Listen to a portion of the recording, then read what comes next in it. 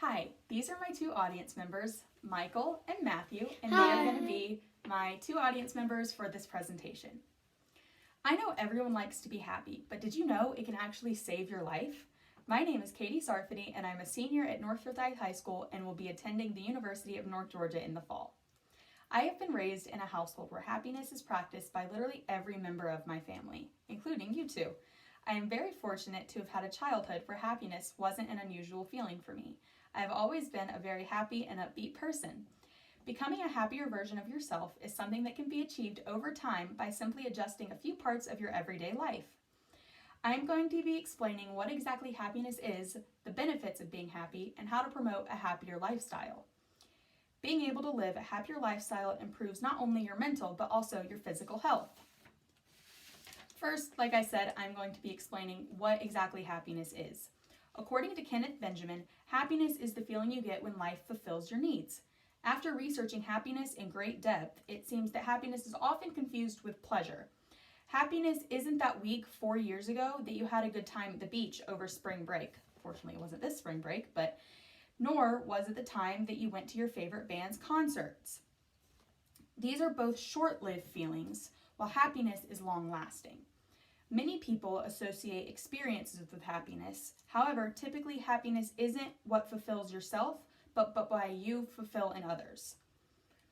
There are 4 major neurochemicals that are released that are associated with happiness. These chemicals are dopamine, serotonin, oxytocin, and endorphins. The following information is according to Ty Nugent. Dopamine is what motivates us to take action towards our goals, desires, needs, and gives us a surge of reinforcing pleasure when we activate them.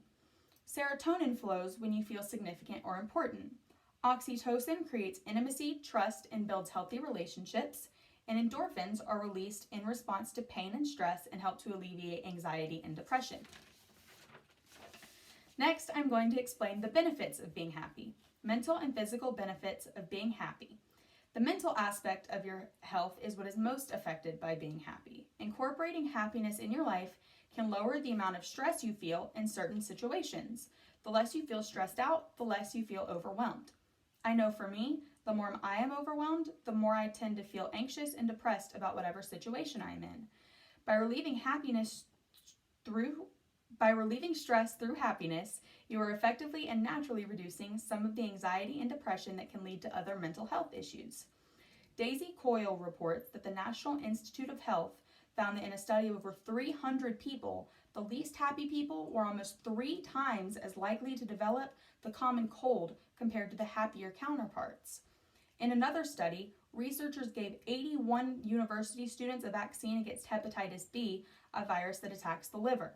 Happier students were nearly twice as likely to have a high antibody response, a sign of a strong immune system. This goes to show that our immune systems can be boosted simply by being happier people. Last, but certainly not least, I am going to explain how to implement happiness in your lives. According to Dr. Andrew Veal, there are 10 different ways you can introduce happiness and increase happiness in your life. I will only be explaining 6 of the ones that I find that have worked for myself. Those are exercise, breathing exercises, laughter, limiting social media exposure, forgiveness, and practicing gratitude. I'm going to be explaining each one and how they work. Exercise. I have found that exercising has honestly tremendously increased my happiness. By finding time every day to do some sort of physical exercise, I am allowing myself to get away from the hustle and bustle or the stress of school and other aspects that can make life just a little bit more stressful. As we have learned, happiness is obviously very important to reduce stress. Exercising also helps me to feel like I'm being a little bit more productive with the time that I have throughout the day. Next is breathing exercises. I have done breathing exercises many times when attempting to clear my mind, to just relax, help myself get focused on an assignment, or even help myself get a restful night's sleep. I find that this increases my level of happiness gradually over time rather than instantly because I'm able to increase overall productivity and relax the more and more I practice breathing exercises. Next is laughter. Oh boy, laughter. Laughter is such an incredible an important thing to have in your life. It is nearly impossible not to be happy if laughter is present in your life. Again, I want to link this back to the anti-stress part. Again, referring to Dr. Riehl, laughter has been shown to improve long-term emotional and physical health in a variety of ways, including significant lowering of the stress hormone cortisol. Next is limiting media exposure. As human beings, we crave the approval from others, and this is something that many of us achieve through social media. However, being on social media and other media outlets, this can become an obsession of what others think about your tweet, post, snap, or update. All of these excessive and compulsive things about posting and worrying about what everybody else thinks can lead to poor mental health. Decreasing the time on the internet by decreasing your time on the social media sites, such as the ones that I have shown, can drastically cause an improvement in your self-esteem and your overall happiness. Next is a very important one, and it is forgiveness. Forgiveness is key to unlocking the best mental health a person can achieve. By allowing yourself to move on from others' wrongdoing against you and allows you to grow from past experiences. Not allowing yourself to forgive can lead to allowing your feelings to bottle up inside, and even worse, can lead to spiraling depression. The next one I want to explain is probably the most important one. And this one is practicing gratitude. Practicing gratitude is something that I try to do at least once a day.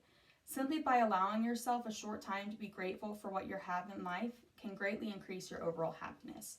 Especially now in such a rough time that we're in, finding time throughout the day to pick out the things that you're most thankful for can truly help you realize how much you are blessed and how much you are fortunate to have what others may not. For me in particular, I find myself realizing that even in my worst moments, I know I'm extremely lucky to have the people around me, the roof over my head, and food on my plate. Now, I hope you guys understand the importance of happiness.